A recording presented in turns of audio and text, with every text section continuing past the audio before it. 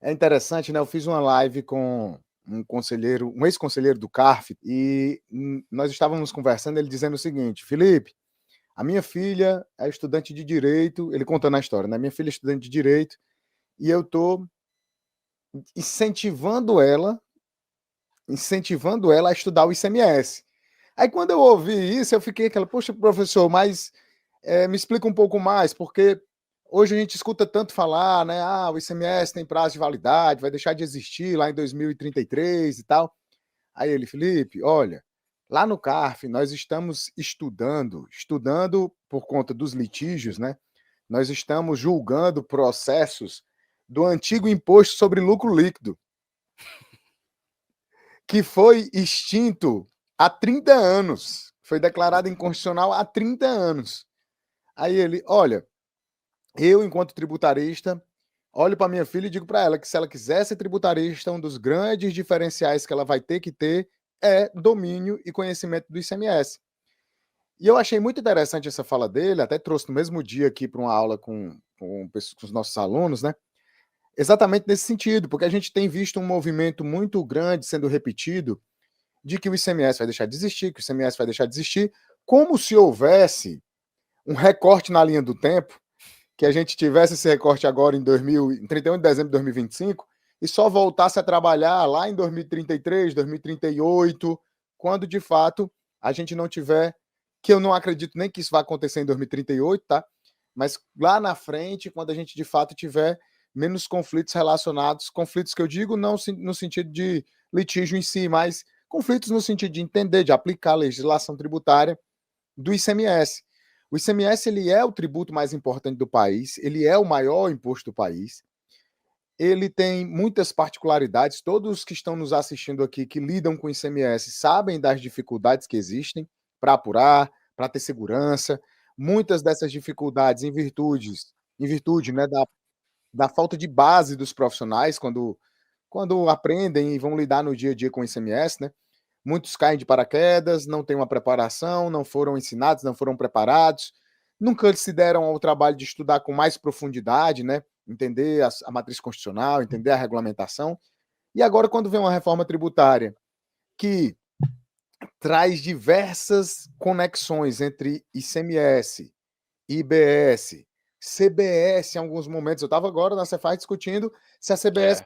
ou não a base de cálculo do ICMS. Uhum. Se vai incluir ou não na base de cálculo. Está sendo essa grande. Porque os estados, na verdade, ainda não entraram no consenso, né? Foi uma das Perfeitamente. discussões do Concefaz, né? A última discussão do Concefaz foi sobre isso. Né? Aí você pega, professor, diante de um contexto como esse, o profissional se imaginar que ele pode se dar ao luxo de não estudar um tributo tão relevante. É loucura, né? É loucura. Loucura.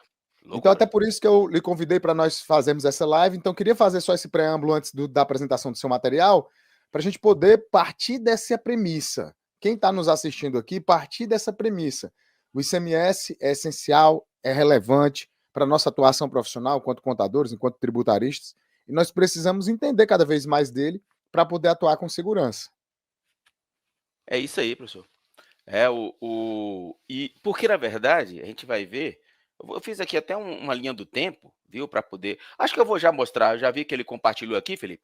Eu vou até acelerar um pouquinho essa parte inicial para a gente voltar para a discussão aqui, para ficar, acho que fica Perfeito, à vontade. mais claro. Tá? Olha aqui, rapidamente aqui, a gente tem aqui a, a transição, né? Entre essa transição, nós temos o imposto mais importante desses todos que transferiram aqui, é o ICMS. Foi o imposto que gerou mais discussão para a reforma tributária. Ele foi realmente o que retardou, podemos dizer assim, a aprovação dela, gerou inúmeras discussões para se converter lá no IBS. E atualmente está gerando muito problema aí, durante todo esse período aqui que a emenda constitucional 132 criou de transição aqui, justamente para o compartilhamento, né, que é quando ele se tornar IBS, como vai ser o compartilhamento do IBS com os municípios. Até o que ele virou, parece que ficou mais complexo do que a outra parte que substituiu o PIS e COFINS, embora seja gêmeo, um imposto gêmeo, né, que é o CBS, a Contribuição sobre Bens e Serviços, mas a complexidade dela, até do ponto de vista da administração tributária, ficou menor porque não tem a parte do compartilhamento, né, da redistribuição das receitas.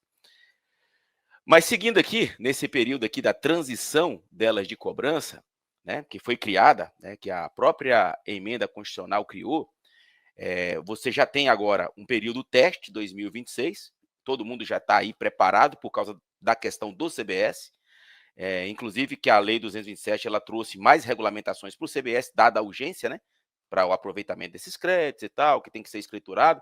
Inclusive, existe lá um questionamento se ele tem que estar realmente escriturado lá na FD, ou se o cara teria prazo após essa data. Eu, particularmente, recomendaria 31 de dezembro, estar com tudo escrituradinho, para não ter risco e ter feito o compliance desses créditos, para não ter nenhum problema, né?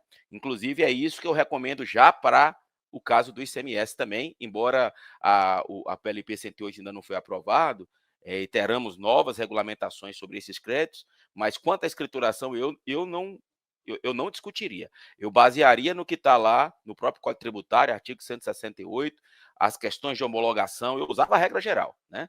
E não discutiria nem a parte da escrituração e nem a verificação para saber se o que foi escriturado está correto. Então, 2027, o que é que passa a acontecer? Passa a efetivar aí o caso do CBS, com a substituição total do PIS e COFINS. De 2027 a 2028, o IBS continua sendo cobrado, só que agora a parte teste já não é mais com o PIS e COFINS, né, com o CBS, melhor dizendo, é 0,1%, sendo metade para os estados, metade para os municípios, né, no 0,1 percentual. E aí sim entra na fase que já vai ter que implantar todo o planejamento em relação ao ICMS que teria que ser feito, que é 2029 a 2032, onde começa a cobrança do IBS com extinção do ICMS e do ISS de forma progressiva, né?